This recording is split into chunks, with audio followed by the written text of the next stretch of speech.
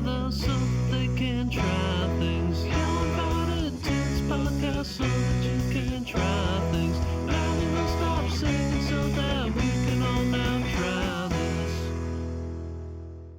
Hello and welcome to Now Try This, the podcast where two best friends get together every week to try something new. I'm Marcus, and that's Nick. Guys, I am Nick, and today is my challenge. But before we get to that, thank you for everyone joining us live on twitch.tv/NowTryThisCast every Thursday at 8 p.m. Eastern Standard Time. And what is that? Knick-Knack Nieves in the chat said, give me points. Marcus, what's that? What are points? Oh my God, points? Well, if you join the chat live, you get loyalty points. And every month, we're going to give the person with the most loyalty points a gifted sub. That's what that's called. I remembered. So you can join the chat and get special emotes and stuff like that. We need more followers to get more emotes. So if you want more emotes, we'll make them. We just need more people to follow us and join us on Twitch. How do I get these points? Nick, all you have to do is come into the chat, participate in the chat, stay and even if you don't want to participate in the chat because you're shy, you can stay and watch the stream. You get points that way too. You can donate, you can follow, you can subscribe. You can also subscribe using your free Amazon Prime subscription. Those all get you points. Amazing. And guys, we love our community. We want you guys to join in, come and have a good time. But you can always check out the podcast on your podcast feeds later on. We also are on socials at Now Try This Cast. And very especially, if you really want to join this community, you can join at patreon.com/Now Try This Cast, because once a month, you guys decide the challenge. And this month, or for last month, you guys already decided. It will be next week. We'll be doing Black Phone. Woo! Black Phone. I'm excited about is that. the challenge. Was that submitted by Ghost? I think it was submitted by Ghost. All right, we'll figure it out later to give credit. Yeah. They During the they Patreon only episode, get credit we'll on give them the credit. episode. Yeah, You don't yeah, get credit yeah. not on the episode. You don't get free promotion, okay? Nah. But the way the Patreon works is everyone in the dollar tier, just $1, you get to vote on what we do. And if you are so financially fortunate enough to give us some love, if you're a $5 patron, you get to submit the challenges that get voted on. This month was Cha-Cha Real Smooth, No Country for Old Men, Motherland Fort Salem, March Comes In Like a Lion, just to name a few. And it can be even more. All you got to do is come over and give your shekels. 100%. It's fun. It's a good community. I think we might set up a Discord server so people can trash talk a little bit about their choices that they have every month. But we'll see. I would love that. And if you guys would love that, let us know. Now, Marcus, have you ever seen No Country for Old Men? I have. I saw it in theaters with my friends in high school. And oh, you're a fucking not edgelord good over here. You went to Edgelord? fucking... It's it's more like a pretentious thing. I feel like more than the edgelord thing. Oh, sure. It was something derogatory because I didn't go see it because I was too busy watching X-Men and the Lizzie McGuire movie. You know, commercial successes. I went to one of the best high schools in America, and all my friends were smarty pants. And we left the theater. I remember having a bad experience with this movie because we left the theater, and all of my friends were like, "Oh my God. That was one of the greatest pieces of cinema that I've ever seen in my life. Oh, I have to go home and tell mother about this." And I was like, man, the movie was long as shit and boring as fuck. Well, I'd be excited to watch it, but the only way that's going to happen is you guys go to patreon.com/Now Try This Cast and give us your opinions and what we should try. But Marcus, before we get to my challenge, how are you doing? What's going on? Have you tried anything new? Oh, I've tried something new, Nick. I've tried something new for me. I got COVID. Yeah. Oh, you're not supposed to, are you allowed to say it now? I think you're allowed to say it now. Nah, I got well, the vid. vid. I got the block party blues. I got whatever you want to call it. Whatever silly thing you want to call it. I don't care. I like Black Party Blues a lot. That's pretty good. Well, I got the blues, Nick, and it sucked real bad. I got the new variant. I had never had the blues before, and now I got them bad, and it was terrible, and I hated it, and I don't want it again. So if you're out there listening, mask up, get vaccinated, do your part. Do your part for this whole fucking thing. But now you've had it. It's a good thing. You're safer. Things are better now. You got through it. That's what I'm hoping. I don't understand the narrative of having to say like I don't have any symptoms. Like it's allowed to suck. right? Like I feel like everyone has to feel like, oh, I don't have Yeah. symptoms. Is it mild? I do Oh, think it's not affecting me. You're Yeah. allowed to say you're sick as shit. I do COVID think sucks. that there's an amount of people that are having those experiences, right? Like I do think that there Sure. are people, plenty of people who are having mild cases. Like I've known a lot of people who just are home and they're like, yeah, I kind of feel tired, but that's it, you know, which is fine. it's But I totally had a fine. fever for like 3 days in a row of That's like dangerous. 100, and it was not great. It You was lost some over brain cells, 100, buddy. 100%. My brain has melted a little bit. You guys are gonna get to enjoy those results on this episode. Well, Marcus, I'm glad you're on the other side. Thank you so much for Have you tried pushing anything through. new? You punk ass. Trying to dodge the Oh, question. I perform. I ran a improv workshop, which I do all the time. Mhm. But this one, they sent me to Atlantic City to do it at their Oh, fanciest shit. hotel over there. That's far. Mhm. That hotel was banging. You know, Wow. like light fucking glass blown light fixtures hanging from the ceilings every 5 feet. Yeah. A huge showroom, waterfalls, plants. It was the whole shebang. The Borgata? The Borgata? That's I don't know. It crazy. was it was very fancy for like 100 people for some really huge company. It was the kind of company that sends over 100 of their employees to Atlantic City from all over the world for 2 days. It's that kind of Wow. company, and I was brought in. That's cool. It was very cool. That's I crushed cool. it. It was fantastic. So much so that the company that I work for is sending me to Florida in 2 weeks Holy to shit. do No it again. way, really? Yeah. I'm being sent to Florida to Dude. do an improv workshop out there. That's amazing. Imagine how much money they must be getting paid for that if they're willing to fly you to Florida. I don't know. I'm trying to do the math. Okay, so like, how much can you charge for that? I'm getting paid $700 for it, Okay. but also my flight there and back, And my hotel. lodging, and all my Yeah. food are all paid for, Okay. which is pretty good. Like That's pretty good. I have no qualms about what Yeah. I'm getting paid. That's a good gig. That's Yeah. a good gig. But like, I guess not really. I guess it's like $350 a day. That's like normal. I could ask for a little more. It's like I'm leaving late Monday and I get back Tuesday afternoon. Okay. Like so Okay. it's It's so it's quick. really one day. It's an Yeah, yeah, overnight, yeah. but it's one day. It's one day.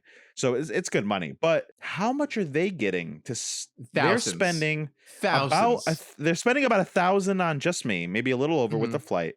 And they're also sending the owner, who's I don't know, my chaperone, my chauffeur, I yeah. don't fucking know. Of course, chaperone. my handler. Yeah. I'm talent, you know, whatever. Got to be spending, $500, $600, $700 on his flight.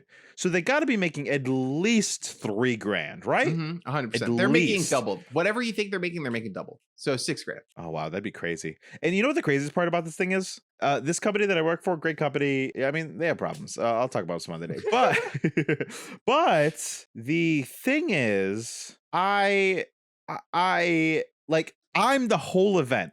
They also do paint and steps and Yeah, sculpture yeah, things, yeah, and there's like yeah. material and Yeah. training, and they didn't train me how to do this. I know how to do this, and I'm giving them my expertise. The whole event is just me. There's Yeah. no signs. There's no PowerPoint. There's Yeah. no.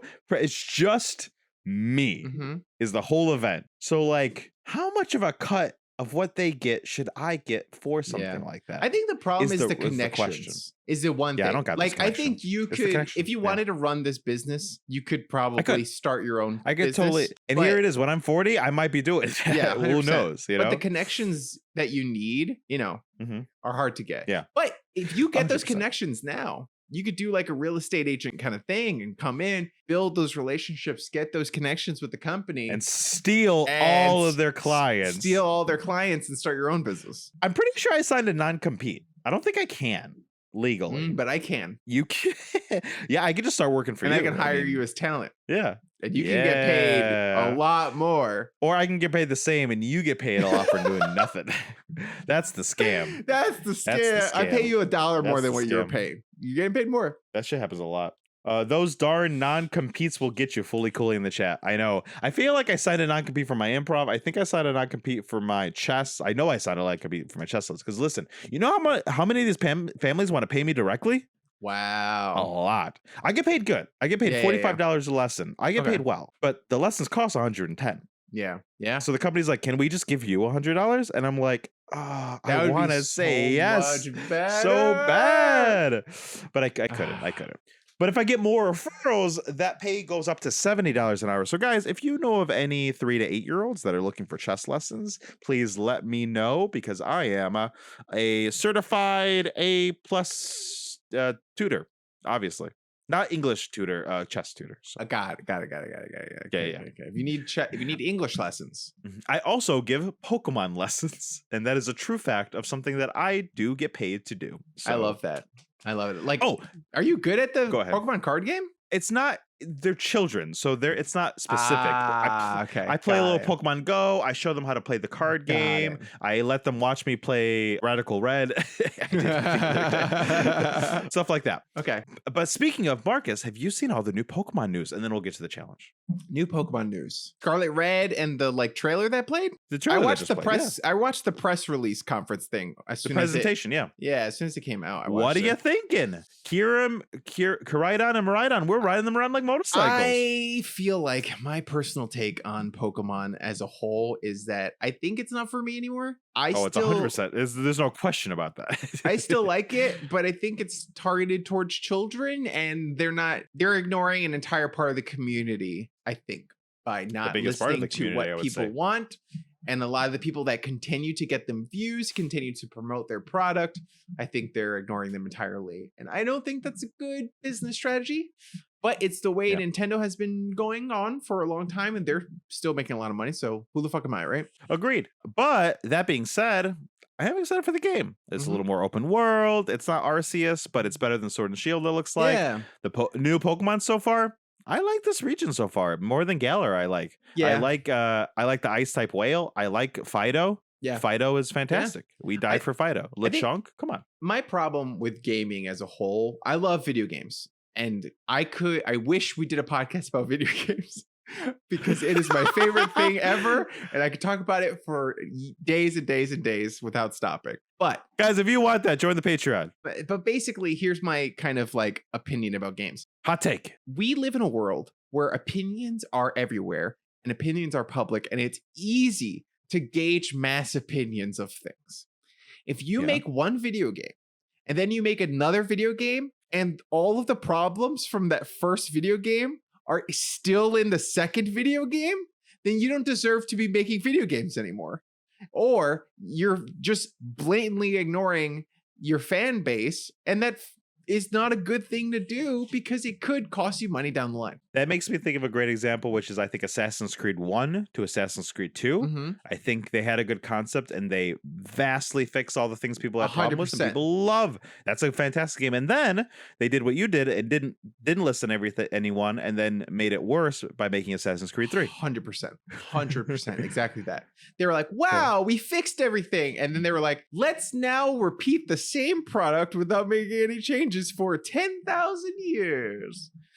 Yeah, stupid. It's a shame because that game could be revolutionary. 100%. But now it's just one of the games. Yeah, I think fighting games are one of the best examples of how to do things right. I think a lot of fighting games, not like Smash because that's Nintendo, but a lot of fighting games will listen to fans because they'll complain and then they'll be like, okay, we listened to you. We tried to fix this thing. We listen to you. We try to fix things. Good fighting games that stick around for a long time. And then we try to fix this thing. I will say I haven't bought a Tekken Mortal Kombat game for 15 years. So I'm not the one to talk to about that. Because I'm like, I got it. I'll play them at my friend's house. I'll still play the same Naruto Shippuden game that's 7 years old. But a lot of times with fighting games, I feel like, oh, you are listening to what people want. Oh, you are making the changes people are saying that they want. Okay, I see. You're watching what's happening. You're looking at the meta and you're adjusting accordingly. And I feel like Pokemon doesn't really do that. Wish we had a video game podcast because I want you to give me examples to talk about this because this is just a section of the zeitgeist I know nothing about. I'm not a fighting game guy. But Marcus, I'm a fighting game information guy. I love fighting games so much, but I suck at all of them. But Marcus, that is enough video game talk because today we are here to talk about Wyrmwood. What is Wyrmwood? Well, let me tell you, Wyrmwood is a company, a woodworking company that makes and specializes in high-end gaming paraphernalia using their woodworking skills. And we are doing them here because I like the company a lot.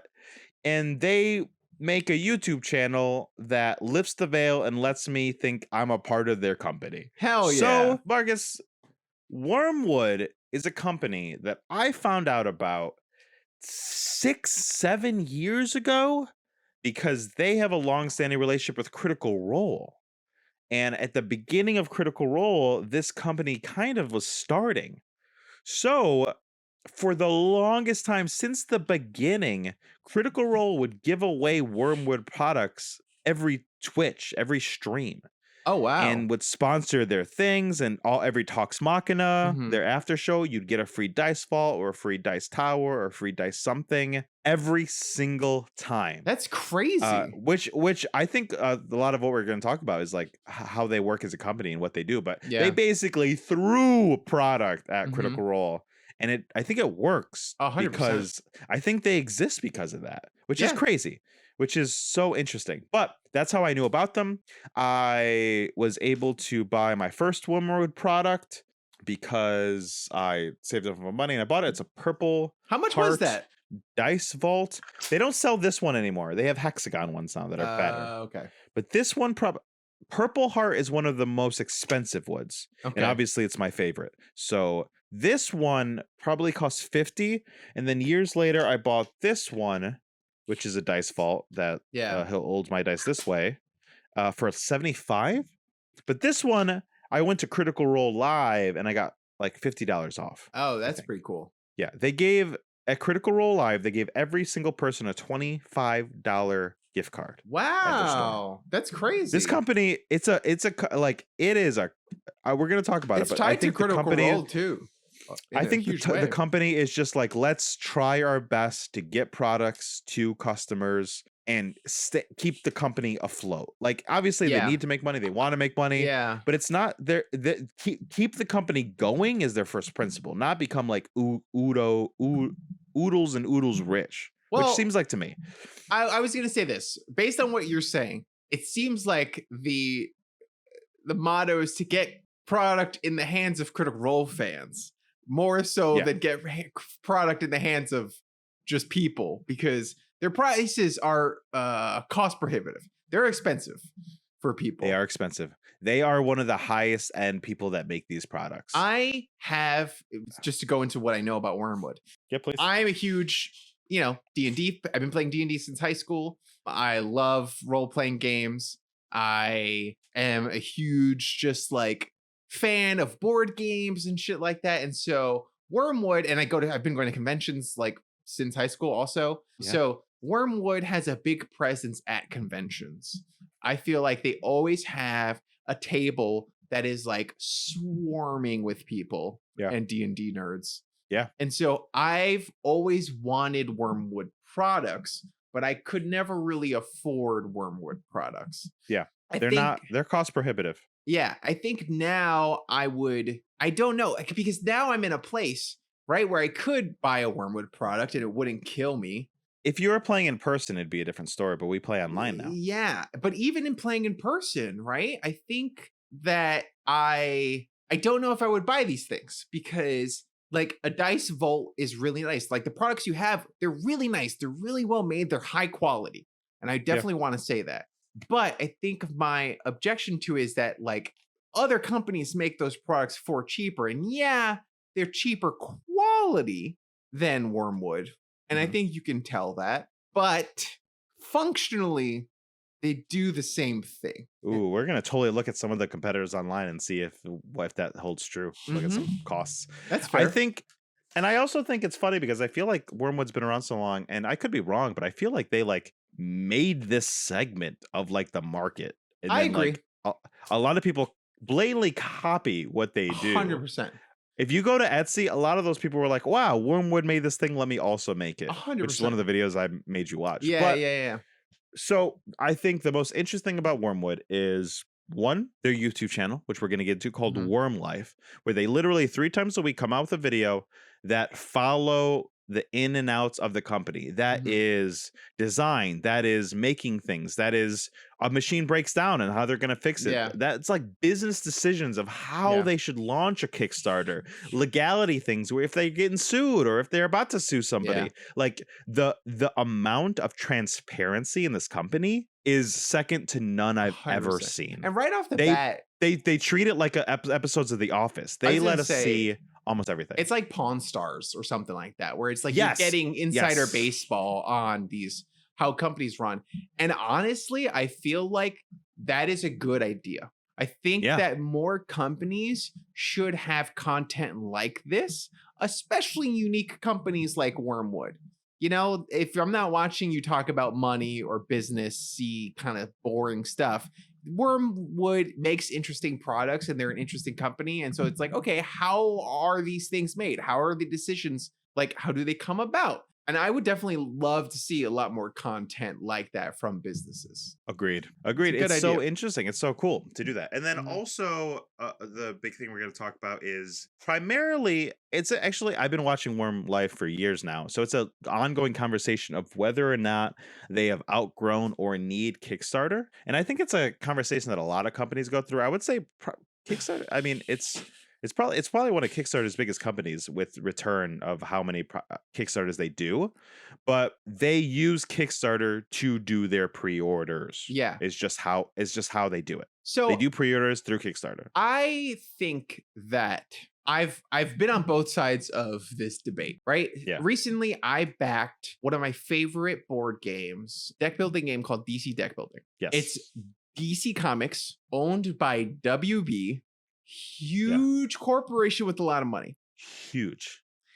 They could easily They just got bought by AT&T. they could easily create this product if they wanted to. But Cryptozoic is the one actually making the product. And so Which is just a random board game company? basically, yeah. Great. So WB is like, well, we don't know if you're gonna really like sell. So you have to kind of like prove it to us. And so they have to do a Kickstarter to kind of prove that they're gonna sell the product that they want to make. And they probably make buku bucks. Yeah, and they make a lot of money. But I would make the argument that they didn't need to make a Kickstarter, that it's a big company. They could have like really pushed to get the money to just make the board game. The only downside being is Kickstarter's cut, right? Yes. Like Kickstarter gets a cut. I Yeah, don't know so what the cut Kickstarter is. gets a cut. But also I feel like it's annoying because these companies have money, right? And they're like playing it the safest way possible by doing a Kickstarter. Kickstarters used to be for people who wanted to kickstart a project or do a conceptual thing, small teams, small companies. And now it feels like a lot of big companies are going on Kickstarter and being like, well, we're going to do it through Kickstarter because at least we can prove that we're going to sell these things. So it's like doing pre-orders basically through Kickstarter, which is, I don't know, annoying. I feel like take the risk, especially if you're a big company, and just make the product. Right. I think Wyrmwood is one of those that's just sits so much on that line. Like they are a big company. They have a lot of employees, but they're so niche. It's so niche that I feel like they went from being they said so in one of the videos. They went from being a $2 or $3 million company to a $10-15 million company because of one of their Kickstarters. Yeah. So I made you watch. So for anyone watching, I made Marcus watch the design process to get to their Kickstarter they're at right now, and one video of them successfully launching their modular game table. The modular game table Kickstarter was one of the biggest in history. It was huge. They wouldn't have done that without Kickstarter. And the lead up to doing that was so wild to watch because they bought another furniture company. Oh, wow. To be really? able to do that. And we watched the whole thing, them going to Pennsylvania, talking to the company, trying to see, and there were Mennonites over there. So they had a different philosophy on like how to work. And it was a whole thing. And we literally watched them like making the deal to buy the company, and the owner like cried. They kept the owner as CEO of that company, but like him crying, having to sign the paperwork to give his company away because he was selling it, them talking about the numbers. It was so fascinating, and we saw all of it. Wow. Because of Wyrmlife, and being able to do that Kickstarter is why they were, because they couldn't have afforded to make that product because it was so big. They made like $7 million or $4 or $7 million or something. We can start talking about that specific episode, even though it wasn't the first one I watched. It is the earliest of them that I watched. So they go in and they talk about the Kickstarter and its launch day on this episode of Wyrmlife. And basically they have created this product, and for the first time they're launching it. And it's interesting because like this table that they're creating is what 8.8 I know million. Wyrmwood for. 8.8 million. 8.8 million. They made. So I had never known Wyrmwood before really going to conventions and stuff like that and seeing the tables. I feel like the tables are like the thing that I associate Wyrmwood with. And that's what I want. Those are different tables. Those are different tables? Those are prophecy tables. Those are high-end $8,000 tables. So these are cheaper tables? That's what Yes. Well, they made a modular table. Okay, so the prophecy tables are what I know them for. Those are like a big deal, high end. I'm like, I want this table kind of thing. It's my dream. You pre-order those, yeah. I've been talking to Daron about it. We bought a house, and I was like, man, I really want a gaming table. We don't even have a place for it. Still, we bought a whole ass house. We need a bigger house. Ridiculous. But yeah, and those tables you pre-order and you like pay a deposit, and it's like $9,000. Yeah, for like the entry level one. Yeah, that's crazy. So what they realized they did is they have the resources to make a modular gaming table, which is not as high end, but it's modular. So it's they make a million legs and then they make a million toppers and they send it to you and you put it together. It's like, you know, it's the IKEA version of the prophecy, right? For sure. And to be able to do that, they didn't have the capacity. They didn't have it because they knew it'd be big. So they literally, as they were making the Kickstarter, it was so funny because that's why the Kickstarter, when you watch the video, it was so like concerning because they bought a whole other, they doubled their company hoping on the success of that. And it did gangbusters. Oh yeah, in 7 minutes it was like $1 million. 10 minutes, $2 million. Like it was crazy. It was wild. $8.8 million. Yeah. One of the fastest growing ever. And, you know, watching all that happen is it's crazy. So like Wyrmwood, and I think you watch these videos. So they're literally having the discussion of like, because they agree with you. It's like, when do we not need this anymore? Yeah. Are we close? Are we there? And like this product they made, they almost didn't kickstart it. They almost were just going to put it on their website and try to sell it. But then I think the hype just got too big and they knew they needed to capitalize because as you saw, it went from a piece of shit to like a really cool product. Yeah. I think that the GM screen is the product that we're talking about in this. And so that's the main series of videos that you had me watch. And off the bat, this is the newest thing, I think that there are multiple things to talk about during this episode. It's going to be, I feel like the focus of the company itself, the people in the company, and the products that they create, I think are the three main categories that I that feel sounds like right. We should tackle. Right off the bat, let's start with people. Right off the bat, in that first episode you had me watch, I'm sure you hated everybody. I hated everybody. Yeah. And I mean, hey, Wyrmlife, you want to sponsor this episode? You'll start loving them real quick. I'll love you guys. I'll eat my words, okay? But that one guy, I don't know their names, so you're gonna have to help me out. But the guy with the hat and the chin strap, Doug, he's the CEO of Wyrmwood. He started the company. He's the main guy. Sucks, real bad. He is hard to watch. He is painful. He gets defensive about everything, and he's such a know-it-all. And it is so annoying. And he's also like.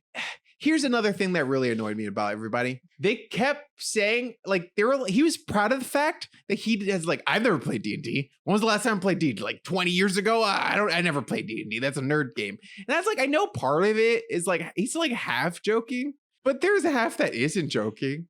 And it is kind of annoying. Like, you make a product for people. Like, one of the things that in watching the videos that I thought was really interesting was that they didn't like have a game testing out their GM screen as one of the videos, or like, oh, that would have been a good video. Exactly. Or send the product home with a bunch of the staff who plays games regularly and be like, what were your findings in playing this with this product? What did you find annoying? What did you like? Well, they were there. There was the redheaded guy and the long-haired guy. They were D&D players and they were involved in the input. Sure. During the but what you were saying is it could have been more. It could have been more so, because there are things that are going to come out eventually that I think once it's in players' hands that are like, I wish I had this. I wish I had that. I want this. Yeah. Even during the process, they're looking at the YouTube comments and getting feedback from people. Which is so cool. Yeah.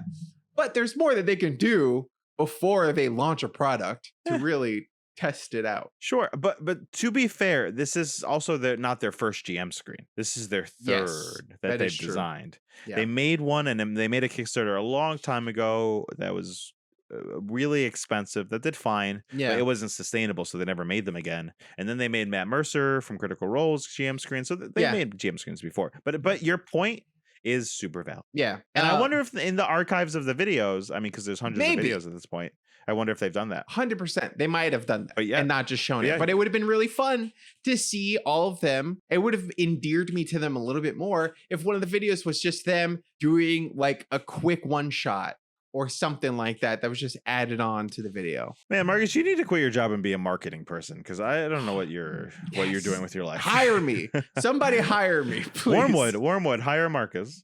Even though I just said the CEO sucks.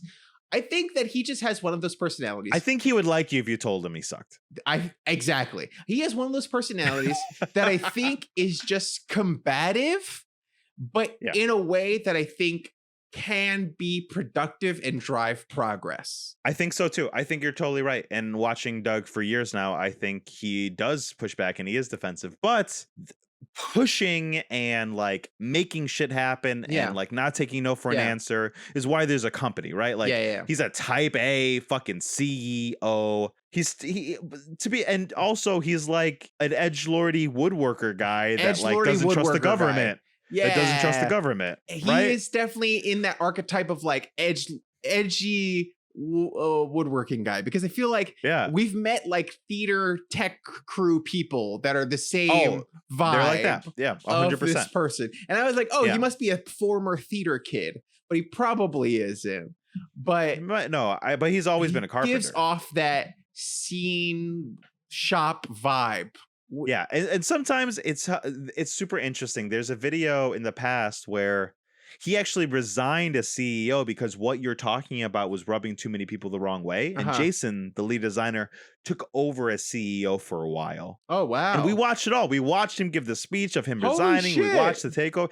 They show us everything. It's wild. But now I think things are better. But what you're saying, you're not the only person who thinks that and feels that. Yeah. That being said, I find it compelling because for me, he's almost like a caricature of a person. and I think he knows it. I think he plays it up for the camera. Okay, maybe. Obviously, because I remember really early on watching how they used to say Wyrmlyfe videos sucked until everyone realized that they had to play it up for the camera. So they're all like fit in, like Bobby and Doug and Jason all know the mold they're fitting in the videos, and they're kind of like ramping it up a little bit. I could see like that.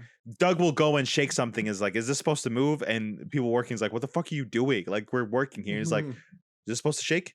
Sounds like there's Tic Tacs inside. He'll just go like do something dumb, you know? Yeah. But I get it. I don't like him. He rubs me the wrong way. I don't think he would be a bad person. Like, I don't think he's a bad person, but I do think he is someone that kind of annoys me. And I think in his desire for progress and moving forward, I think that he hinders others' creativity maybe a little bit. I could see that happening. Sure. They're all friends say, and they know how each other works. So I think that's a huge part of it too. They know. There's even one point where like, and they leave it in the videos, which I think is super compelling and sincere and endearing, where it's like, where Doug's like, no, tell me what you think, Jason. Jason's like, why? You're just going to tell me I'm wrong. Exactly. That was so awkward. That was thought it was cool. hard to watch. I thought it was honest. It is because honest. that happens. Sure. That happens. It is honest. Especially but it with friends who own a company. Happen. If you're sure, yes. If it's a friendly business company that it's like you're running it with your friends and you can shoot the shit and you can shit on people a little bit, it's fine. But it felt like too mean. But then you're not a $15 million company. It felt too mean. I was like, God, I don't know, Jason. They really fucking hate this guy, and he has good ideas, and that's part of the defensive thing, where he was being so defensive and like, my idea is the right idea, and Jason was like, well, here are the issues, and he's like, and that's not how you do it. I think that part of it is also it's an ongoing joke because the things that you are talking about, Doug, are all true, but there's also things wrong with Jason. Jason also is a poo-pooer. He does get in the way of progress because of poo-pooing. He like poo-poos and shits on everyone's designs all the time, tells them they're not ready, tells them they're not good enough. All that, so he has that reputation. But that's how so you the videos get a are better product. So the videos are playing that up. Right. Yes. Sure. And the truth is, you need both, right? You need the pusher and you need the holder. Like Jason holds them back enough to make great products, and Doug pushes them enough to make products. Period. Yeah. Right. Yeah. Which is probably why their company is successful. No, I feel like the GM screen, like watching the process of that whole thing was like, wow, this is happening pretty quickly, because I work at an ancient company, and if you want to change anything, it takes a decade maybe to make a new thing or to change something about the company. Like it takes forever, or someone dying. Wyrmwood will be like, I have this idea. Go make a prototype. Let's talk about it. Exactly. Yeah. And I like that. They have a lot of, I like that. As in terms of business structure, I like being able to be like, I mean, he's the CEO. Like, of course he can fucking do that. Any CEO could walk into him and be like, I want change. And then change happens. But like, I like that they're able to be like, I want to make this product. How do we make it happen? And then everyone's like, okay, let's brainstorm. Let's like take this seriously. Let's figure it out. I like that process of design. And Doug is a pusher and he is a know-it-all, but he is a collaborator. Yeah. He is ready for himself to bring something and being like, all right, how do I now make it better? Yeah. Make it better. How do I make it better? And then when people aren't offering solutions, like, no, give me solutions. How do we make this better? Let's push. Let's go. Let's go. Let's go. And I think that's compelling. And it's also funny because one of the comments he made, you don't know about it, is he spent some time trying to make a magnetic tablecloth for the modular game table because it has magnets in it to keep the railing in. I mentioned it. And he wanted to make a magnetic tablecloth that like doesn't move, right? Yeah. And when he spent a whole time doing that, all the YouTube comments was like, we want a GM screen, and Doug makes us a magnetic tablecloth no one wants. Yeah. And he was like, oh, sure. But I like that they watch the YouTube comments and they did look you just out get quieter, or did I like move something? I don't know. I didn't change anything. So all right, I might have like unplugged something. Okay. Well, I'm sorry for that. Ignore me. Okay, go ahead. No, go ahead. So those are the people. Oh yeah, did I get quieter? Someone could tell me in the chat. No one's watching. It could have just been for me. I'm using new headphones. I could have pulled something by accident. Oh, sounds the same here. Oh, nice. Someone's watching. It's me. Fine. Woo! Someone's watching. We're famous. Okay. Honestly, we were doing good, and then you started shitting on Doug. I think Doug was here. I think he left. Wow, Doug, I'm sorry. Come back. Yeah, Doug, come on the podcast. Come on the podcast, please. Defend yourself to Marcus. Doug, now this is a call out. Doug, Marcus doesn't like you. He thinks you run your company wrong. I love you, and I think you do great. Tell him to grow a mustache to go with his beard. You don't understand the culture, Daron. That's the culture in Massachusetts for woodworkers. You just don't get it. That chin strap is. Hold on, you can continue in a minute. I want to talk about the chin strap. There was too many chin straps at the company. Okay, there's what? There were too many chin straps at the company. Marcus, is that a woodworking thing? Is that part of the culture? They're woodworkers. Yes. It's very. You know what? It's the Amish. It's an Amish thing. Some of them. There's Amish people that work there. Chin straps. There's Mennonites that work there. Wow. There's people who wear kilts that work there. There's like kilts are a part of the nerd community. I've seen it's an edgelord community though. Yeah. There are a lot of nerds wearing utility kilts and shit and working at Red Fair. You just described half the people at Wyrmwood. And I love it. I love the fact that they're so different and out there and let their nerd flags fly and aren't scared to be a little bit of an assholes. I enjoy that. Okay, call out Doug again. I'm sorry. Yeah, call out Doug and we'll come on the podcast and we'll talk about that. But Marcus, I mean, you're talking a lot about these woodworkers. Do you know a lot about woodworking? I know so much about woodworking, Nick. Oh, well, good, because we're about to find out in our game. Roll the clip. Now try this trivia. Now try this trivia. Now trivia. Now trivia. Now trivia this. And now we're back. Marcus, this game is called Woodwork or Woody. Is it about boners? I know a lot about boners. I don't know a lot about wood. Marcus, I have a whole bunch of terms here, and you're going to have to determine whether they are a sex term or a woodworking term. Okay. I'm bringing back Chess It or Sex It. Hell yeah. From our Queen's Gambit episode. Yeah. Okay, let's go. So I'm going to say the phrase, and you're going to have to. Before. I know things. You are ridiculous. And you know why? It's because I don't have a chin strap. That was mean. That was too far. I am sure a lot of kids. There is a lot. That's fair. But there was a lot of like macho bravado. Like, I don't know anything about Twilight. Who likes Purplewood? The gays. There was a lot of stuff Marcus, like that I was like, what the fuck is happening? It's a woodworking company. They're carpenters. Jesus They're was a people carpenter. Who what? And Jesus had a foul mouth. Let me tell you. Prove me wrong. All right, Marcus, you ready for your terms? I'm ready. All right, Marcus. The first term is biscuit joiner. That is a woodworking term. It is, yep, 100%. I can tell you what it is. So when you join wood together, right, you want to make biscuits because it's like this little piece of wood that goes inside of the two pieces of wood. And then you make a biscuit and then you use the biscuit joiner to join the two pieces of wood together with the biscuit. And it makes a stronger hold. Marcus, this might be a way different game than what I thought it would be because that's exactly what it is. That's another point. It's a portable power tool used to cut slots for biscuits, sometimes called a plate joiner. I'm the greatest that ever lived. Hire me, Wyrmwood. I know about wood. I've seen wood before. You ready for the next one? Uh-huh. Bench dog. Bench dog. So I know that they call what are those? Oh man, I forgot everything I knew about wood. A bench dog. That's right. You took a lot of classes about making stuff for the theater. I did. You know some stuff. I don't remember any of it. All right. Let's say it also could be a sex term. Let's say sex term. I've never heard of it. It's a woodworking term. It's a woodworking term. Okay. Any guesses what it is? A bench dog? Yeah. Let's see. I know you have a workbench. Is it a clamp that sits at the end of a workbench to hold things for you? It's a round or square peg fitted to matching holes in a workbench surface, used as a stop to hold a work piece in place. Well, I guess it is. Yeah, there you go. Yeah. All right, you get a point. That's kind of like what it is. Okay, fine. Nice. That's fair. Hell All right, yeah. Marcus, you ready for the next one? Yep. All right. Orbiting.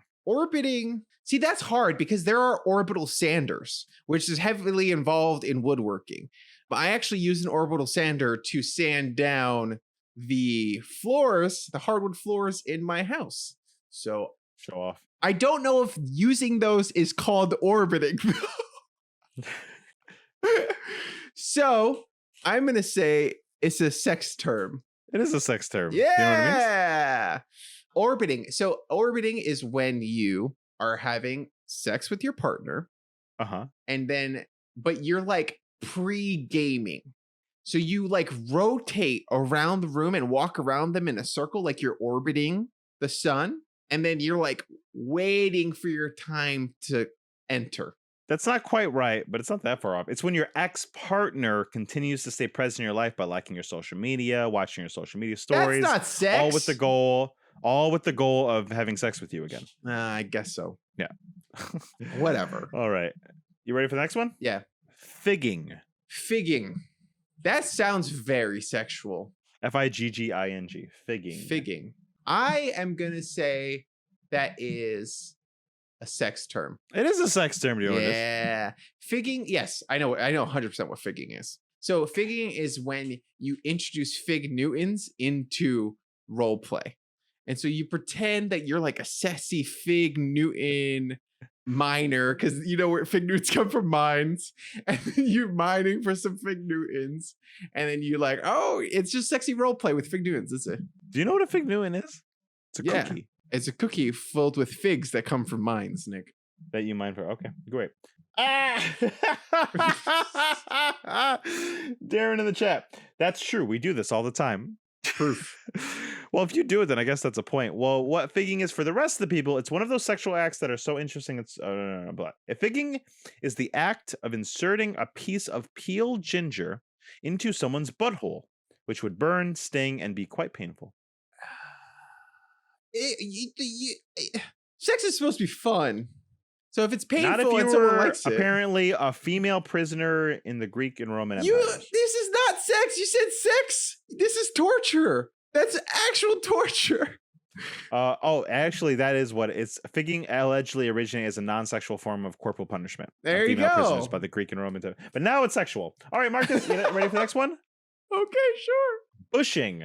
Bushing. Bushing. I want to say that is definitely a woodworking thing. It is. You know what it is? Bushing is when you burn the leaves off of wood so you can cut it down more easily. And sometimes God talks to you through the trees. That's really close. It's small metal tubes used as guides to turn pen parts to the correct diameter for a finished pen. I hate that. I don't know why I hate that. That shouldn't be called bushing. All right, Marcus, next one is pretzel dip. That's sexual. Are you sure? Yeah, 100%. It is. Do you know what it is? Yeah, it's when you go into a pretzel and then there's 3 people involved, right? One person pretzels themselves. So they put their legs behind their head, right? And then the other person, another person's laying down fully erect or wearing a strap on or whatever. And then another person who's real strong picks up the other person and dips the pretzel onto the instrument involved in the sexual act. This is what it is. You lie on your right side. Your partner kneels, straddling your right leg and curling your left leg around their left side. Mine sounds more fun. Honestly, yours sounded better. All right, Yeah. Marcus, 2 more. Okay. 2 more. Let's see. I'm doing great. Three. I lied. 3 more. 3 more. I'm a Milk wood paint. and sex master. Milk paint. Milk paint sounds very sexual, but I'm going to say woodworking. It is woodworking. Do you know what it is? Yeah. So it's when you, jizz in a bucket. And No, you said woodworking. yeah, no, I know. Oh my god. Jesus, Nick. This is Go on, professional. Go on. I'm keeping it for you. Jizz in a bucket. Yep. And you water it down. With Okay. what? With water. Okay. What else would you water something down with? Marcus, I don't know. And I'm then not a woodworker. I don't have a chin strap. You dip your paintbrush in it and then you pre-paint. It's a good primer. You pre-paint the wood with the... You're almost not that. It's a milk-based furniture paint. Yeah! Except, my milk was sexual milk. I pulled my microphone off the thing. Continue. All right. Next, second to last one, chairman. Oh, that is sexual. It is. Do you know what it is? It is when someone sits in a chair and they fuck. Your partner sits on the edge of the bed and you sit on them facing away while leaning back onto them. Ugh. There's no chair involved? Were you disgusted with that I'm one? disgusted. There's no chair that involved. sounds terrible. Well, I only like strong eye contact during sex. Hey, if there's man, no eye contact, look, it's not worth it. I've tried many positions, okay? And missionary is the best. Brag. I love Hot take. direct eye contact, staring deep into my lover's soul. With all of your dead body weight hanging on top of Yeah, them. and I like to lay limp while I do it too. I don't even hold myself up. No, That's hard for your hands. No, That's, it hurts. Your elbows hurt. you're gonna it hurts too get much. what's that called? Tennis elbow? Yeah, you're gonna hurt yourself. You don't want tennis. that. Okay, Marcus. Last one. Pigtail scratches. Pigtail scratches. That is woodworking because they said it in one of the episodes of Wyrmlyfe. Wow, you really do watch. Do you know what it is? Yeah, it is when you use a sander, but you do it badly or something like that, so it leaves markings. That's right. It's sometimes called swirling. That's exactly what it is. Marcus, you have 2, 4, 6, 8. You have 11 points. And do you know what you win? Woo! What do I win? This Wyrmwood product right here. You will receive this Wyrmwood product of your own. You said you could never get one. You're getting one. Right Wait, like not yours or like a different one? I haven't decided yet. I don't know how much they are on the website right now. If they're too much, I'll give you mine. But if I can afford one, I will buy you one. Yeah, sure. Okay. I guess so. If you don't want yours, sure. You love it so much and I will not love it nearly as much as you do. So They don't sell these anymore. Oh, no, I'll buy you one. They cheap. Okay. If they're cheap, then fine. I mean, well, you're going to get the shittiest wood. But That's yes. fine. Give me the shittiest wood. And it'll actually be one of these. It'll be one of these. Oh, those are cool. I like those. You're going to get an Eastern Elm dice vault. Wow. Look at that. I get to finally own a Wyrmwood product. Guys, at The Wyrmwood, if you're cheapest watching, one on the website. if you're watching, 1, I know about sex, and 2, I'm glad I got to prove it on this episode. And hold on, and 3, no, I'm going somewhere with this. I'm going somewhere with that. And 3, send me products because I can try them for you. and I will finally get to own Wyrmwood products. Marcus, back to Wyrmwood. You described the people, but you also wanted us to talk about the Kickstarter, the process. Where do you want to go? There's Let's so many things that we talk wanna say. about the GM screen. Did I talk about the people enough? We'll get back to the people. I feel like there's more I wanted to say. Like what? They're very good at their jobs, and I think that it was impressive watching them work. Isn't it really cool? Mm-hmm. Yeah.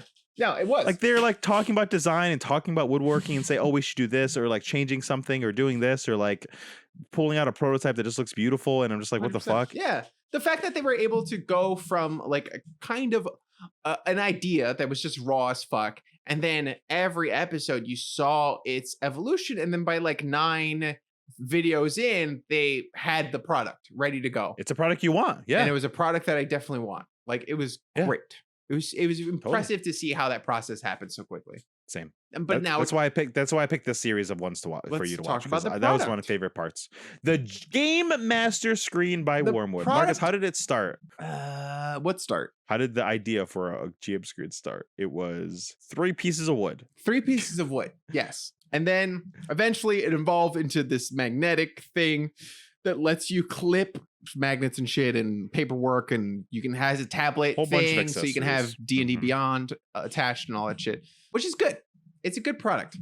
My problem is Uh-oh. that throughout the whole thing, I didn't know what the cost was going to be. They were talking about like, oh, Matt Mercer's GM screen, and they kept being like $4,000 GM screen. And so I was like, Yeah. oh, wow, that's like a lot of money for your GM screen. And they're like, this is going to be so much cheaper. This is going to be so much better, blah, blah, blah.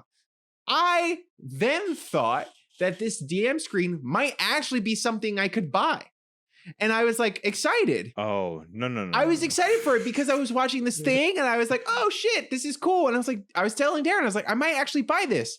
And then I was like, okay, cool. Like as I watched it evolve and I got to the final video, I was like, wow, this is a pretty cool product. Let me go see how much it is. I go on the website and it says $65. And I was like, holy shit, $65. Yeah. Hell yeah. Sign me up. That shit's great. I'm gonna buy that shit immediately. I don't even care if I don't use it. I could throw $65 away and in the hopes that one day I can use this screen with my children or something like that. Like that's great. Yeah, you use it 2 times, it's worth it. 100%. But then I actually went on their website and I was like, let me go through the process. I want to like really review this. I am a person trying to go through Kickstarter. I want to buy this product. What are the steps I have to go through to buy this product? So I go, their tiers, they have one tier at $65. And then later, once the Kickstarter's over, you go in and you add all of the things that you want to it. There's a viewer designer thing that you can click on and you can basically like create it and get an estimate as to like what the price would be once you do get to the end of the Kickstarter backing. That's right. Which is an interesting way to do it because they offer so much variety in the product, Yeah. right? Like this is But- what they did for the modular game table the first time because it was like, there's so many colors and accessories. Like, how do we like do this way? So they use this pledge visualizer thing, which is pretty good. It's pretty good. I don't mind it so much. But I think my problem with it is like once I started doing that, I saw how much money the product actually was. And it goes up really quickly. Like Real quick. the $65 was for one solid piece of wood, right? So a DM screen is at least 3, right? So you want to get 3 solid pieces of wood. And so then your costs are like going up bit by bit. We can even like I don't know if you want to do it live or not. I'm on it right here. I'm looking. Hold on. Let me see if I can add a screen real quick. Yeah, it's funny because I think it's hard. I knew this because I've been dealing with this. The most basic of basics woods.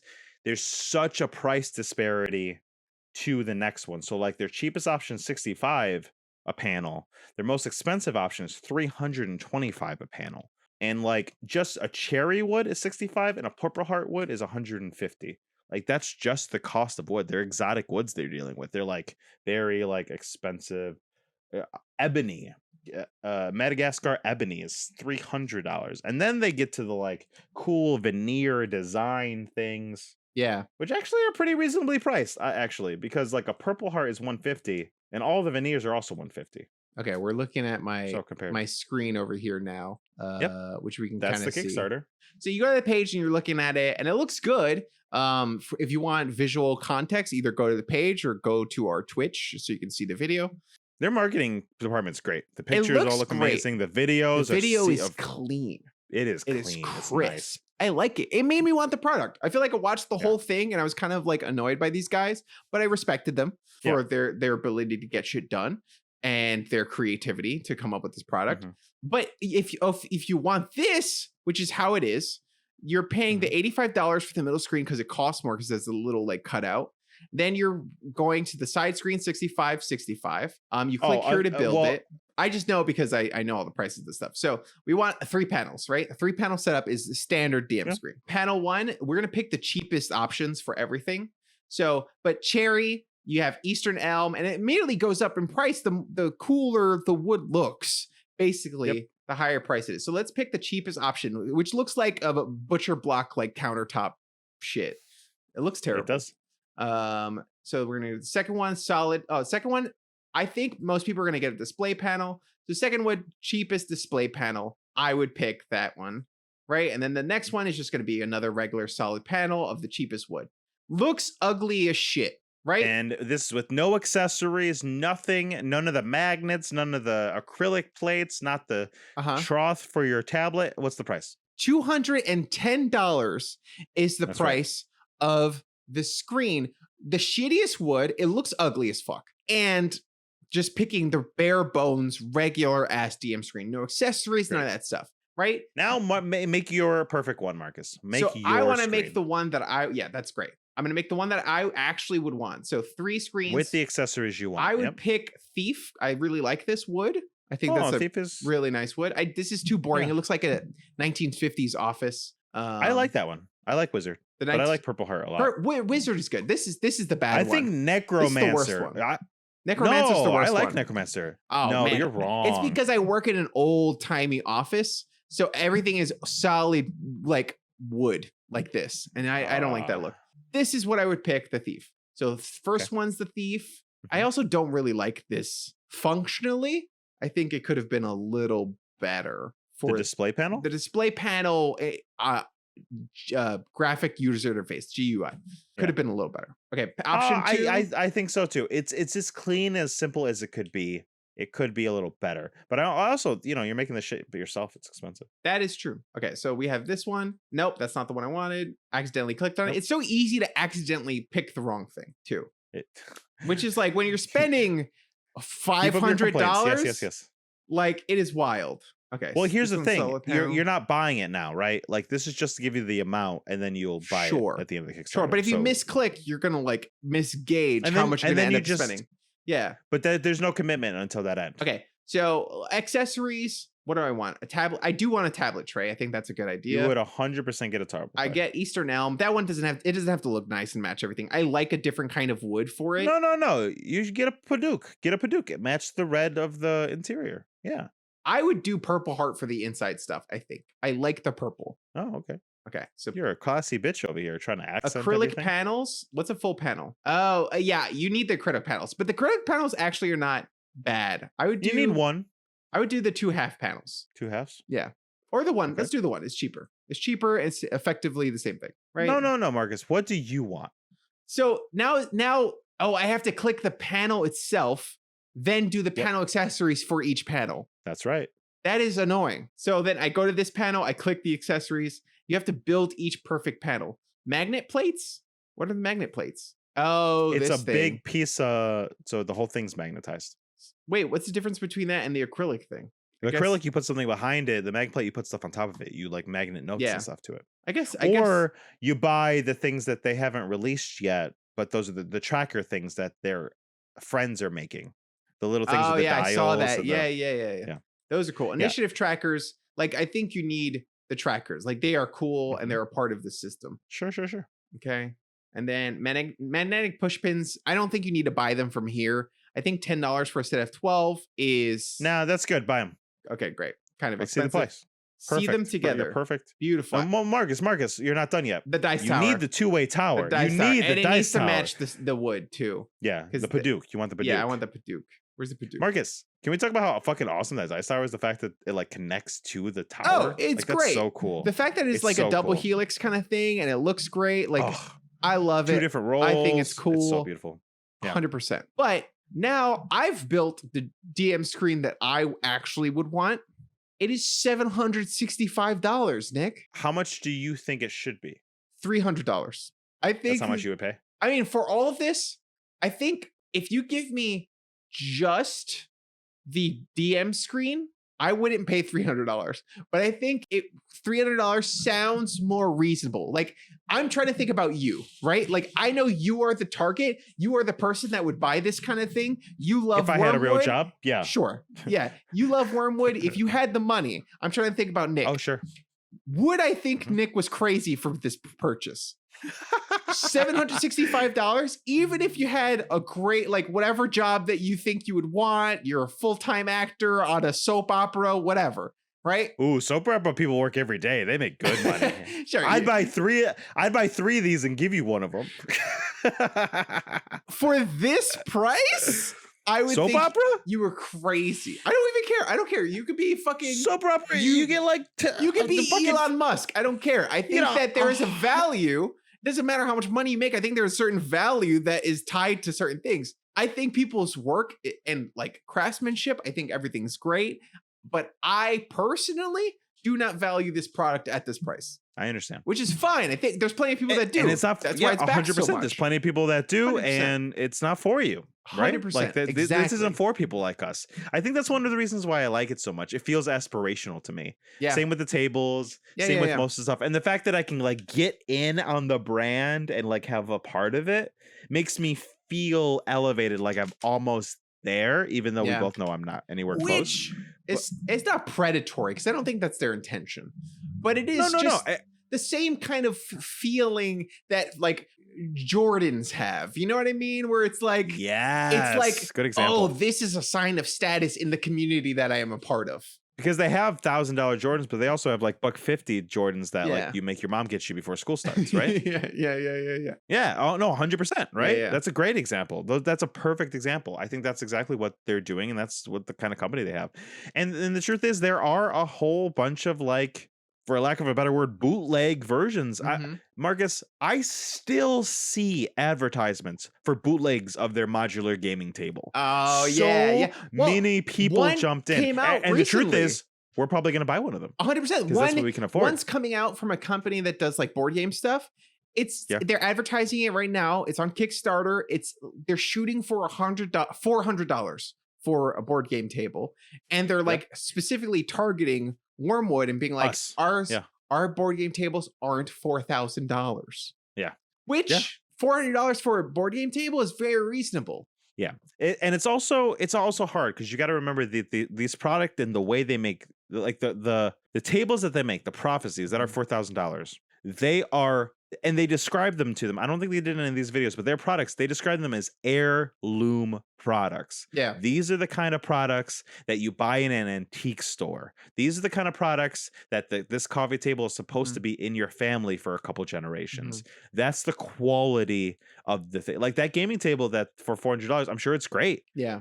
It's not going to last you into retirement. 100%. Right? Yeah. It's IKEA furniture that's versus like antique real furniture. 100%. Real like Yeah, heirloom. I bought a dresser recently from an old store. What the hell is it called? Darren, if you're listening to chat, what's that store called? An Habitat old for store. Habitat for Humanity. It's like they do work in houses and stuff like that. And so their pricing is that they lower the price the longer the product is in the store. So if you come back in if you go there now and you come back in a few months, the price is going to be lowered if that product is still in the store because they just want it out. So like we got a beautiful old antique dresser for like $80 and it was heavy as hell, but the wood is like good wood, Real. you know, It's and real. that shit's Yeah. gonna last past me. And I love it. And I think it's great. And you're right. Like if you can get that quality, I think that it's totally worth it. If you can pass something down, this is the family gaming table. It's going to be passed down. You know, my grandkids will be able to take this table from me. I think that's awesome. And that's totally worth Agreed. Yeah, we're just not those people. it. 100%. You know? Yeah. I think even like when you try to think about like hobbies, right? Like what would you say is your biggest hobby? Doing this podcast? What's your biggest hobby in terms of money? What do you spend the most money on? Oh, at some points in my life, it has been D&D. Okay. But since COVID, I haven't played in person barely at all, so I haven't had an excuse to buy a pair. I'll still kickstart a book or two every once in a while, but Yeah. because I'm not DMing right now and I'm not playing an in-live game right now. Yeah. I don't buy cards the way I used to. I don't have a hobby like I used to right now. I'm too busy like being a fucking adult right now, honestly. And that's the problem. Oh, I fell into your trap. Even my biggest hobbies that I love, like video games. Like I spend okay money on video games, but I don't ever really see myself spending $300, $400 on a singular product. Yeah, you're not in your 20s anymore. Yeah, that on a regular basis. And then to then spend thousands of dollars on a single product is like, it's kind of a hard thing to justify for a lot of people. Lexi's trying to call me on the chat by saying Pokemon, but Lexi, I have spent this past year on Pokemon that I didn't use as stickers or cards for lesson like prizes. I have spent $30. There you go. I haven't bought any games. The podcast paid for my Legends there's so many cards in the house because there's prizes for kids. I bought a big bulk. I bought maybe like 1,000 Pokemon cards for $30 or something. Yeah. And I just grab a bunch and give them to the kids for the prizes. And they're like, and some of them like collect them and like have little things of them. Cute. And some of them they throw them away and tear them up and it doesn't matter. It's a it's a child. It's a child and it's a fucking spinner-rack card. Who cares? But like, it's a perfect prize. That's a good prize. Because they're like, oh, why don't you take both these cards? They evolve in each other. They evolve? That's pretty I cool. gave a kid a Slowpoke today. And then I showed him Slowbro. It's like, because the Slowpoke card, he put his tail in the water and I was like, he's fishing. And he's like, oh, he fishes like that? Where's his lure? And I was like, he doesn't need one. And then I showed him, but this is what happens when he catches it. And I showed him Slowbro and he's like, oh, perfect price. That's Perfect cool. prices. That's pretty cool. That's why we have so many. Yeah. I bought the $30 I spent was on the new Pokemon Go set. And I made about $30 in card value. So wow. Really? I didn't spend. Oh, but then I spent $10 to buy a binder to put them in. So okay, fair enough. $40. I want to get. Oh, and then I spent $10 for sleeves because I don't want to ruin them. Okay, I'm at $50. $50. I want to get into. I love card games and I love getting into card games, but financially, it's just also a burden. Hobbies are a burden, and I think Hobbies are a that burden. Wyrmwood feels to me still like a company that is targeting people with more money than me. 100%. Same with me. Yeah, I'm one of their biggest fans. Yeah, I can't afford any of their things. Yeah, which they're like they're allowed to be. Yeah. They're good. They continue to be high end. That's why they're great. But it'd be nice if they had like the IKEA version of it. They've talked about it. They've talked. That's what the modular game table and this have been. Because we got to remember that their game table is $4,000. Yeah. Right. That was what they made. That's what they founded their company on. They was like, listen, there has to be a way to get people a table for like the entry cost for the modular game table was like $300 or $400, but it was the shitty wood. Like if you had a nice one, maybe it'll cost you $1,000, maybe $800, depending on what you get on it.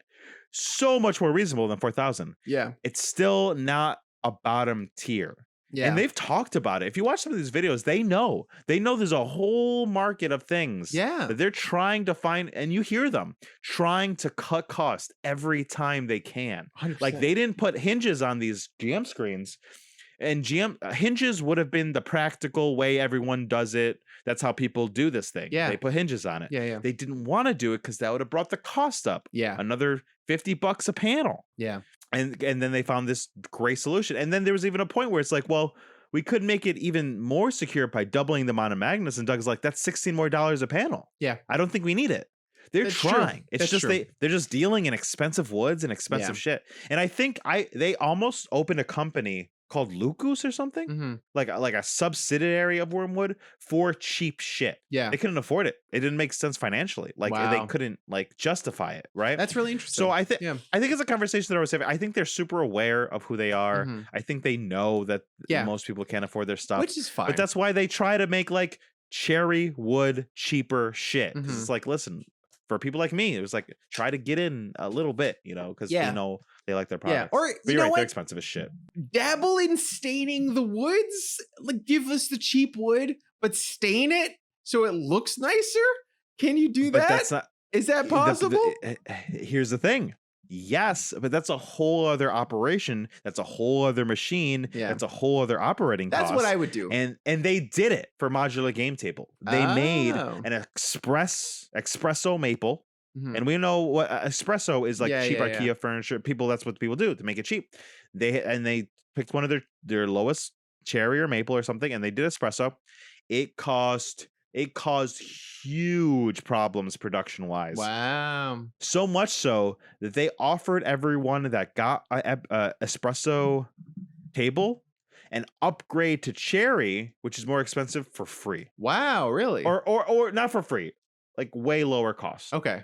They couldn't quite do it for free. They tried to, but they couldn't quite do it financially. But like they try. It's just there's so much to it. And the cool thing is we get to see them try. Yeah. Like I got to watch a whole video of them trying to explain to me why 100%. staining's so hard.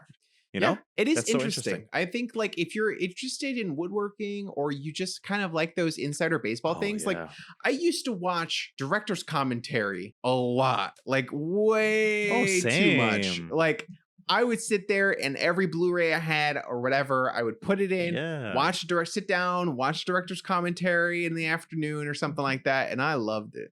I love that shit. I used to do that a lot in high school when I had no cable. Oh yeah, that's good too. I did that all the time. Yeah, I think it's just like that. Do they have director's commentary still on things? Think so. I don't know. I haven't bought a Blu-ray or a DVD for I know 5, Doctor 6, Strange 7 had years. director's commentary and it was a big deal, which made me like rethink. Like in my head, it was like, oh, every movie has director's commentary still. But then the fact that Doctor Strange had it and everyone's freaking out about it, I was like, oh shit, maybe they don't do that really. Is it Sam Raimi and Benedict? Because that'd be cool. Yeah, I don't know who it is. Sam Raimi and someone. Oh, I want to watch that. That Yeah. sounds But great. You're actually, like itching a tickle. they were talking about you made a comment during that episode about how the magic felt like, oh, they're doing different things for every spell. And it turns out that it was true. That Sam Raimi like intentionally was like, we're going to have different hand signs for every single spell that he makes. I love that. Yeah. I love that. And I think the special features on a DVD is just dead because of YouTube now. Like we expect to watch bloopers and deleted scenes on YouTube. But that's what this feels like. And I like that. I think more companies should be open and let people see how the business is conducted. And I think it's beneficial for the company too. The comments that they get on their YouTube videos, I'm sure are helpful in some capacity. 100. Yes, they changed the product you saw it happen in this jam screen. Yeah. Doug came in and everyone and he pushed back on Jason, like you said, like you didn't like it. And he said, Jason, you're wrong. And then all the comments were like, Doug, you're an idiot. This is really wrong. And then he was like, you happy, Jason? You're right. You're fucking right. How does it feel to be right all the time? And he's like, I don't know. It's a great product and I like it, but it is still like too expensive for my blood. Well, we can. Let's are you gonna look at some competitors? Yeah, there's another company that's big. They mentioned them in the thing called Dogmite. Oh, send me a link. I can Dogmite.com. Send me a link. No. Dogmite.com. And they make. How do you spell Dogmite? The word dog and the word mite. Oh, you might like these screens. It's a different process. It's a different, they are cheaper to make, but like they have designs and things, so you can get like Cthulhu on your DM screen. Oh, that's kind of cool. Okay, hold on, let me go here, let me add it here. And it is at the price point that you were talking about wanting. $300. Yeah, $400. It's pretty good depending on which one. Yeah, they're nice. It's a different kind of product. So they have a Kickstarter. Oh my god, they have this DM screen is kind of cool. It looks too edgelordy, but it's a very edgelord. Go to our products and you can see. Okay, our products. And hit the first one. It's their DM screens. Yeah, they're edgelordy DM screens. Oh wow. Okay, I see. This is engraving. It's engraved. It looks cheaper. It looks cheaper, but I will admit that pretty good. I don't hate the products. I don't hate the products either. I mean, I don't mind the style. It's just none of the pictures look that cool or good. Oh, they use a metal rod. Oh, that's interesting. I wonder if Doug was copying them. Okay, I like this. Is it magnetic too? I think so, yeah. I like this. I think it looks cool. I don't like the art. Different kind of product. But it's a different kind of product. But it doesn't look bad. Starts are nice. They have tons of kinds of art if you scroll down. 20% off. Can we how do we look at prices? Oh, what did you click? I'm gonna Go back. do. You Oh, right clicked here. Something. I don't So know. regular's $5.95, 20% discount. I can zoom in here. 20% discount. So we're looking at a $476. That's not bad, Yeah, that's reasonable. but it's comparable to then- the other one. I feel like at that point, And then I pay more. yes, and then that's fair. And then another one of their competitors is Elderwood Academy. I know you've seen these because they have as big of a presence at cons as Wyrmwood, and I'm pretty sure we both bought a vault from them. I did. I've never bought a vault. Oh, maybe you just So- watched me buy a vault then. I've probably watched you buy a vault. You almost did. I remember you went back and forth and back and I forth. did. Oh, and- yes. I've almost bought one of these every time I've gone to a convention. Yeah. Did you go to Elderwood? Yeah. Yeah, I'm there. Oh, Yeah. yeah, you can see it. Yeah, they got more same kind of products that Wyrmwood does. They don't have a DM screen, but they have little vaults that are hexagon that hold your dice that are made of wood. They have Purple Heart and things. Yeah, I've been But they close to are, binding one of these many times. They're nice. They're I very have cute. one. I have a small little one for little metal dice, and these are some of their competitors. Yeah, I mean, I went on Etsy too, and I found like a random Etsy's the biggest one. thing. Etsy's the biggest. There was like a one. random guy that I like. There was actually a really good product I saw that I really liked, and I don't know if I'm gonna talk to Daron about it. It seemed a little too expensive, but it's $400, and it was a Lazy Shit. Susan, and it was it was basically a huge piece of wood on a Lazy Susan, which I think I could just make if I find extra wood. Well, what's it for? So it's in my brain, it was like, oh, a board game top thing. So you can play board games on your table. But in my head, I think it's great if you have a small coffee table and then you put it on top of the small coffee table, all the weight's sort of in the center. I don't know if this is how this version of it works, but this is how I would do it. All the weight of it would be in sort of that Lazy Susan center area. And then it could spin and be a bigger surface for you to play board games on top of your small table. If you have a small table. Yeah, I'm looking at it right now on Etsy. Okay. Yeah. Something like that would be great. Yeah, totally. So yeah, I'm really excited to see all the ones that are going to copy everything that Wyrmwood does, because I don't know how propriety and patents work. Probably not. Nick, great as in this market. as a DM and as a Yes. D&D person, is Yes. there a product that you would design that doesn't exist? What's your pitch This to GM Wyrmwood? This GM screen. Give it to me. Really? Give it to me for free. I'll review it. We'll start a show just to show off your GM screen, Wyrmwood. Give it to us. Give it to us now. Just give me a GM screen. Give me a GM screen, and we'll do a show. We'll do a whole season of the show. All you got to do to sponsor the whole season is just give me one of these screens. That's true. all you got. That's true. That's all you got to. I'll do it. Look at this. We're two Hispanics, right? Okay. We start a sort of like minority focused D&D thing, and then we do Sure. it up. We do it up. We got a cast. We're ready to go. Sponsored by hire us Wyrmwood. now. Sponsored by Wyrmwood. You guys will it'll be Now Try Wyrmwood. That'll be our show. We'll do it. Just give us the GM screen.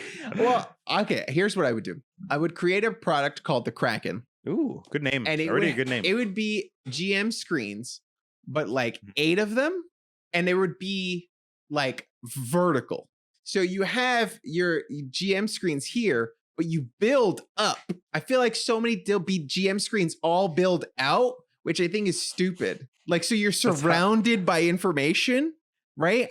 I want yeah. a wall. I want a wall high up, How do you so I see- can look up there. Look at the. What do you mean? How do you see? You look up. Marcus, I think that's a wonderful product. I think Worm should make it out. Can I give you one critique? Can I be Sure. adjacent for just one Okay. second? Go ahead. Usually when I play D&D in person, I want to make eye contact with my Okay, DM. it's not a wall. Okay, here it is. That's how you just described it. Sure. It has. Look at that. A little wizard window. A wizard of Oh Oz window my you can pop up of. God. So it has a window. So one of the screens can open up and you can look at your things and then close yourself out, right? Or it could just be branched out in a way that is like you have your one screen here that is just normal DM screen that you kind of like do the home improvement thing. Oh, like a right? like a U shape? But then it's U-shaped. So it's like, yeah, so it branches out. So you can Oh. still see all the players, but you can add screens in the vertical dimension as well. Marcus, that's not bad. I'm a genius. I don't mind that. I'm a genius. I don't Wyrmwood, mind that at all. hire me. I've got like 10 ideas right now. Ooh, what's another one? Okay, here. It's a dice tray, Uh-huh. but But here every dice tower. every good salesman is like, "Oh, it's this thing." Every But- dice tower, right? What does it use to roll the dice? some kind of slide Gravity, stair right? system. Yes. Now, how many dice towers go up? Marcus, I don't know a single one. 0, Nick. So there's a whole market of dice towers that go up. That would be cool as shit. You put your dice tower in, it goes down, and then it goes up. Marcus, and pops what out. if no, here's my pitch. What Okay. if the DM's tower is like this? You input a dice at the bottom and it comes out on top, and the way it works is the little trigger, it's water. It's opened water on the top, and it comes up and it floats on top. Wow. And that reveals your...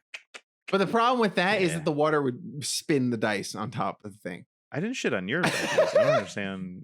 I thought we were like... Oh yeah, you did shit out of it. You're You were a like, Doug. oh, when I play You're D&D, a I like to Doug. look at my players. You're a Doug. You're a straight up Doug. I thought I was a Jason by shitting on it. You hate it. Damn, maybe you're a Jason. Oh shit, am I the Doug? You're the I'm Doug. You're the Doug. Doug. I'll get a chin strap. You can pull it off. I could. Not many people can. All right, Marcus, is there anything else you would like to talk about Wyrmlyfe, Wyrmwood? We covered the gambit about their company. We've talked way longer than I thought we would. 100%. I feel like this episode ended up being longer. I was like, this is gonna be fucking like it's gonna be a 60-minute episode, 45-minute episode. I feel like there's even more to talk about, but we got to get out That's of true. here. So I agree. like, We gotta close down. like, but are there any other big main points you want to talk about? No, About look, Bobby and guys. Jason and Doug and Wyrmwood and... I liked some of the episodes. I feel like I didn't say that. I think Oh, sure. The episode with the lawyer was really enjoyable. Oh yeah, I think there's a lot of them. Yeah, I think some of it was really interesting, and a lot of it was entertaining to watch. But my main issue was I didn't really like the people. Oh fuck! Thank you, Daron. Oh my god, huge thing happened on one of these episodes. Yeah. Someone casually mentioned that they kicked Macklemore out of their game, and that Yeah. was the most interesting thing that happened in any of these episodes, and not a single person asked more questions or asked them to elaborate or did a story time with them. I feel like I would have asked a question about that situation and figure out what happened. That was interesting. Yeah. What did he do to get kicked out? At least tell me that. We'll never know. We'll never know. Frustrating. Macklemore seems like a kind of person that would be person that we would kick out of our game. It was such a throwaway thing. It annoyed me. Well, if you really like the celebrity, you can go and watch the 2 Chainz episode where they brought 2 Chainz in to look at their tables. I'm okay. I'm okay. You don't like 2 Chainz? No, not enough chains. How many chains should he have? 5 at least. 5 at least. 5 You got it. chains. That's catchy as fuck. 5 chains. That's what did he do? He looked at the table. No, what did Macklemore do? That's what she was like. Why does anyone care about 2 Chainz? Justice for 2 Chainz. I want to know what happened to Macklemore. Well, go ask Michael Alm. He was the Oh my person who God. said that. How do you know who said that? Because Michael Alm isn't a part of the company. He has his own woodworking channel, and he was Oh. there to visit. And he was the one that introduced Got the pattern, the plywood thing. Got it. And they had a cool episode where they went to his workshop. They had a cool episode where they talked like the logistics of maybe making one of his furniture pieces and selling it. Oh, Yeah. wow. That's all that's left. Marcus, is there anything else you want to talk about Wyrmwood? I don't think there's anything else. All of my questions are there. Marcus, did you like watching Wyrmlyfe? Did I like watching Wyrmlife? No. I don't think I That's did. fair. Do you like Wyrmwood? I like Wyrmwood as a product. I think they make good products. I think they're a good company. I think they have smart people behind their designs. Should have just asked you that then. Mhm. Marcus, would you recommend Wyrmwood? I would recommend Wyrmwood as a company to anybody who plays D&D and has a lot of money. Same. Marcus, are you ever going to watch another Wyrmlyfe video? I want to say no. I think my instinct is no, because I think that these guys seem like people I would avoid in real life, maybe. Not all of them. I think the social media guy seemed cool. Bobby. He seemed like a nice guy. But the God. That was cool. He made the Wyrmlyfe from the ground up. He's the reason it all Yeah, exists. but it is interesting. And I would say that if a video pops up, like if they have another product, I would watch their product launch video, like just the one ad kind of thing.